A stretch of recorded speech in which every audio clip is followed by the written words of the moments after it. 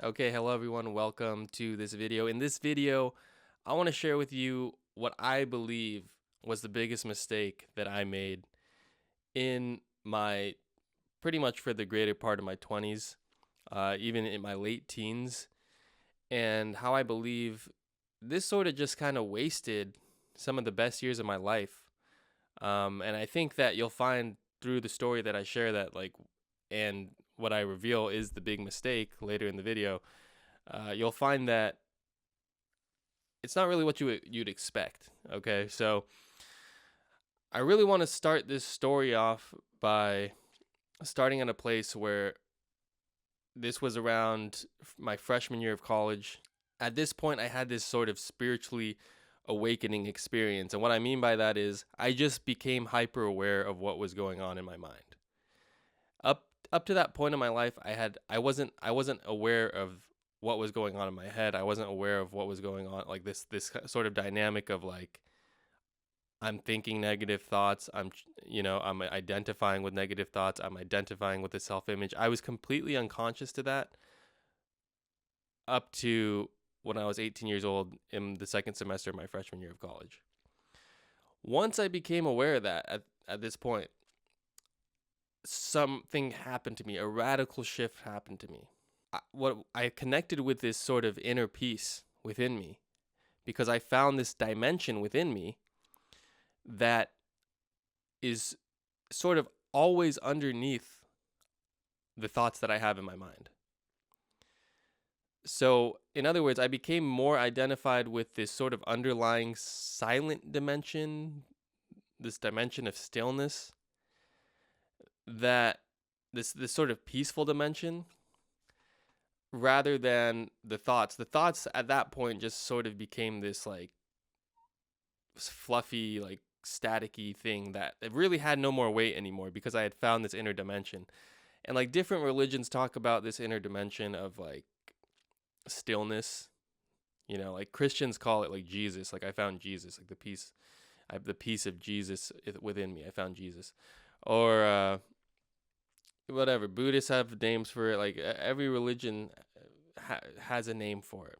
But I wasn't like I didn't find this through religion. I just found this through being incredibly hyper aware about what's going on in my mind and discovering that there's this underlying dimension that's always at peace. It's always there, and the way you get to it is by focusing on the space in between your thoughts. And the more you can focus on the space in between your thoughts, the more this space sort of opens up, becomes bigger, and increases in your life. It sort of arises. This sort of underlying space arises. This underlying peace arises. It fills your consciousness. So I'm not going to get into too much detail about it because, that's not what this video is about. But in essence, I became incredibly, incredibly happy as a result of this. I was incredibly happy. But what happened was I pretty much was just like, this is it. This like I don't need anything else. I don't need to get good grades. I don't need to have people validate me. I don't need $1 million. I don't need fast cars, or I don't need any of that. I'm happy right here in the present moment. Like right now, I'm happy. And this is beautiful. And I'm just grateful to be alive. I'm satisfied. And I was in this state for like about like a month, like 1 to 2 months, I would say. It got to a point. It literally got to a point where I felt so at peace with myself. I felt so like I was no longer chasing anything. I felt so at peace with myself, which led me to reaching this point when I was walking on campus one day.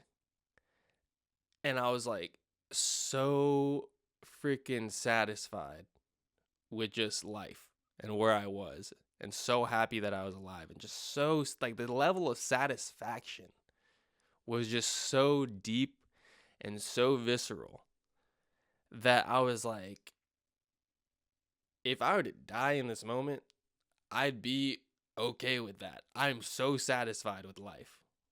Like if I were to like move on to the next dimension, whatever happens after this, like I'm cool with it. This eventually leads me to what happens is it's summer break and I go back up to Los Angeles. Go stay with my parents. When I went back to live with my parents, this sort of state of euphoria slowly started to dissipate. This was really caused by my parents being like, "Yo, you need to like work. You need, the kind of my parents like telling me what I need to do." And that sort of got my ego lit up. That led to my ego getting lit up.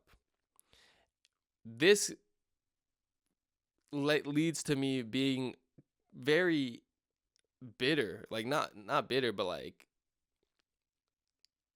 blaming my parents for things, like blaming society for things. Like this leads me to just coming to this conclusion of like society doesn't get it. Society doesn't get it. And and then I remember like all I wanted, all my desire was just to stay in this state, of feeling peace. Staying in the state of being grounded, staying in the state of being present. Like that's like all I wanted, and I wanted it so bad that I felt like I was always chasing it.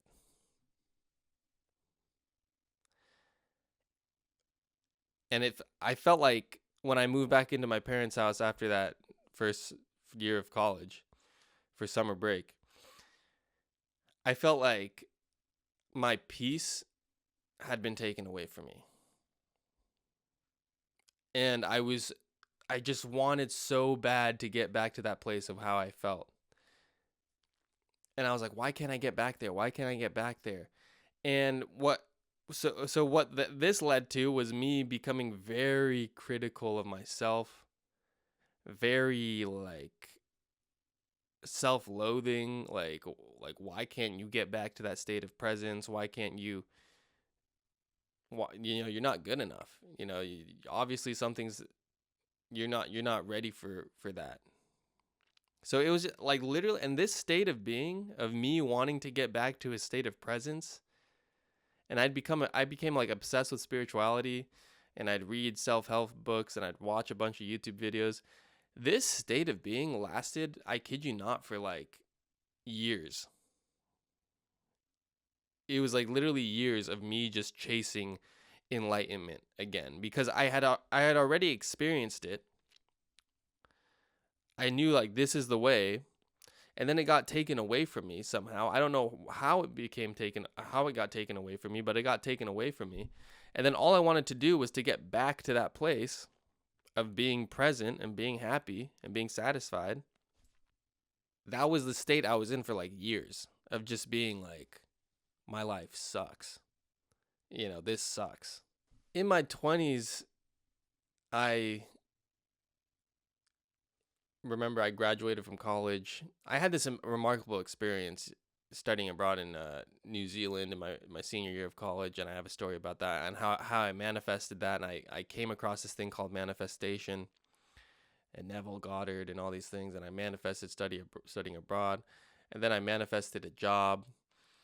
And what that led to, my first job was like, I don't like this job. I don't like what I'm doing here. Like, and what all this led to, like most of my 20s was, and discovering manifestation was me always feeling like what I'm doing is not the right thing to be doing. I always felt and believed that I was wrong. Like I would get a job working in accounting, and I was like, no, this is wrong. This is not what you want to do with your life. I'd quit that job.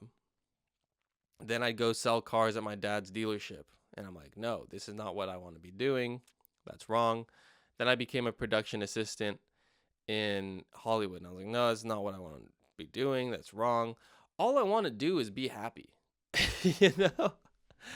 And I kept looking externally for happiness. And then it became like, okay, I want to make music.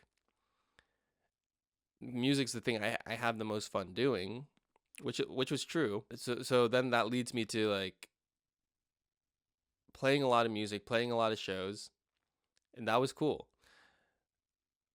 But then again, it led to this place of like, if people aren't listening to my music, and if my music's not getting big numbers on streaming platforms, and if I'm not making a bunch of money from my music, then I'm a failure. And that was sort of the state I was in. I was like, no one's listening to my music. Like, I'm a failure. Like, this is horrible. Again, I'm not happy. I'm not happy because I'm not a big music famous artist. So it's like, then again, just drilling into myself, like, you're not good enough. You suck. Like, what you're doing is wrong. And then always just being scared, like being scared to like take action, being afraid of failure. And it like all this just negative self-talk throughout most of my 20s of just like, what you're doing is wrong. Other people are succeeding. I'd compare myself to other people. Like, you're not making money doing what you love. You're a failure. Literally, it led to this point where like I quit my job, whatever I was doing at that time. I think I was selling cars at my dad's dealership. And my two other friends, we decide like, let's go travel the country and play music. So we hop in a van for 4 months. We go and play music. What that led to is we come back from the tour. We were not positive in how much money we made, but we had a bunch of these experiences and they were cool. But honestly, during the tour, I was still like, never really felt like truly happy. So I was like, I don't know, because I always felt like what we were doing and our strategy was like wrong. Like when we're out here on tour, we're on the road, but what we're doing is wrong. Like what we're doing, it's not right. There's a better way to do this. There's a better way to do that. Like I always felt like, there's a better strategy. I always felt like the path that I'm on is wrong. So a couple months ago, I'm sitting back in my parents' house. I'm just like, this, all hope is lost. All hope is lost. I have nothing. I have nothing. Like, and it was like a completely different place from when I was 18 years old, a freshman in college, having experienced this enlightenment thing. And I just completely, my need for having enlightenment was really what caused me to be unhappy for most of my 20s. I was like, this is it. Like all hope is lost for me. All hope is lost for me. Like I was sitting in my parents' house. I'm like, I'm 27. You're 27 years old. You're living at your parents' house. Like you can't even afford your own place to live. This is freaking dark. You don't have a girlfriend. You don't have shit. Like you don't have shit. You don't even have that many friends. Like, and this voice in my head is just like destroying me. But the YouTube algorithm saves me. This video from this lady called Louise Hay comes up on my algorithm, and it's like, I forget the title of the video, but it's like, you can heal your life or something. That's like the title of it. That's like the name of her book. I don't know. I don't remember the name of the lecture, honestly, but whatever. The main message of the lecture is that all of your problems in life stem from one problem, one core problem, that you don't love yourself.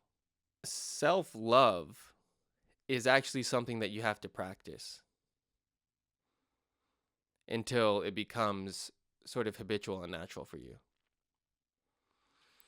So Louise Hay, she recommended, go in front of a mirror and just look yourself in the eyes in the mirror and say your name and say, Shahin, I love you. I really, really love you. And see how that feels. So I did that. I went to the mirror. I looked myself in the mirror and I looked myself in the eyes and I was like, Shahin, I love you. I really, really love you. there there was a part of me that kind of like rejected that. Like I literally just like rejected that. I was like, I don't believe this. I don't believe myself.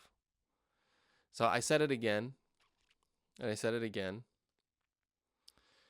and I think I took a break and I went to the shower. I took a shower and I came back from my shower. I went back to the mirror and I was just looking at myself in the eyes, and I said, I'm sorry. I'm sorry for hurting you. And when I looked at myself in the eyes in the mirror and I said, I'm sorry for hurting you, a whole bunch of emotions rose up, and I just started crying, and I just started releasing all these negative emotions because I had this realization that I was the one who was beating myself up. It was me who was hurting myself. I was inflicting pain on myself this entire time for like almost 10 years. And just like all that realization that I was the one doing the damage, that I was the one by choosing to reside or choosing to think lowly thoughts about myself, to choosing to think for choosing to think that I'm wrong. I was punishing myself. That's all I was doing. I was punishing myself for the past 10 years because I believed that I was not on the right path. I believed that I was a screw up for not being able to get back to enlightenment. And I punished myself, and I punished myself in various different ways. I punished myself by, choosing to eat foods that weren't right, choosing to do drugs that weren't right, choosing to hang out with people that weren't right, choosing to not pursue the things that I really cared about and pursuing the things that I just didn't like doing, like going and selling cars at a dealership or working a production assistant job in Hollywood when I could have just been working on my own business. But I always felt like I can't work on the things that I love. I don't deserve it. I don't deserve to have my own business. I don't like it was this was all happening self-consciously. I didn't deserve that.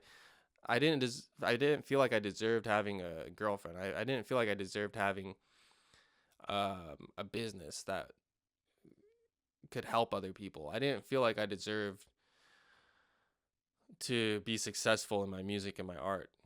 So, because I felt like I didn't deserve that, I was just punishing myself by doing things that I didn't want to do. So, if you made it this far in the video, this epiphany, the biggest mistake that I made was believing that where I was in the present moment was not where I needed to be, and that I needed to accomplish something in the future in order to be happy. That thought process completely wasted my 20s. Now,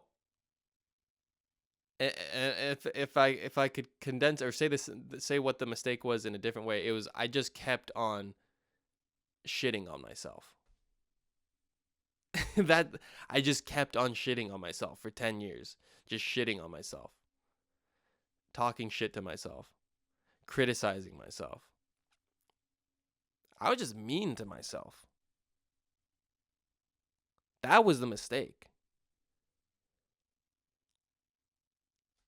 Like if I could go back to 18-year-old me, or when I felt like I had my enlightenment taken away from me, I would just be like, dude, just freaking love yourself, dude. Focus on that. Practice loving yourself. Practice looking in the mirror and just saying that you love yourself. And do little things throughout your day that affirm to you that you love yourself. Choose foods that make you feel good. Choose to work on the things that you love. Choose to have fun. Choose to look at life in a beautiful way. Choose love. Choose the more loving path. Because after this whole experience, I realized that like happiness and love is a choice. Seeing beauty is a choice. It's a choice. There's beauty in everything, everywhere, all the time. But it's up to you either to choose if you want to choose to see something as beautiful or not. And everything is beautiful and everyone is beautiful. And if you realize that, if you choose, well, that's really just a choice. It's just a choice. That's a choice of how you look at the world. And the choice is within you. You can choose to see everything as beautiful. You can choose to say that love is everything. Love is in everyone. Love is everything. Love is everyone. Love is all there is. That's a worldview that you can choose.